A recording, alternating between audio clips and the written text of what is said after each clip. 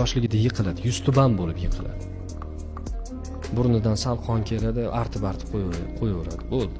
Lekin ichkarida katta muammo yuzaga kelgan bo'lishi mumkin. Deylik, suyak sinish holati. Bola deylik mashg'ulotlarga borib urushib keldi yoki suyagi sindi, qiyshayib o'sadi, unga e'tibor berishmaydi. Ichkarida go'sht o'sadi. Odam gapirayotgan paytida, mana qarang, biz hozir men siz bilan gapiryapman.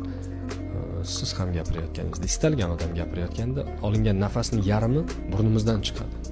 Buni isboti mana men burnimni yopdim, mana. Nimaga men qildim? Chunki havo chiqmayapti. Havoni men to'sib qo'yapman. Ana shu burun bo'shlig'ida muammo bo'lsa, go'sht o'tsa, rezonansiya beradi. Burun bilan gapiradi ayrimlar. Burnida muammosi bo'lsa bolani, ana bu ikkita oldidagi tish oldinga chiqib ketib qoladi. Mana bunaqa odamlar bo'ladi-ku, ayrimlar. Mana bunaqa bo'ladi. Bu aynan burundagi muammodan aynan shu holat yuzaga keladi.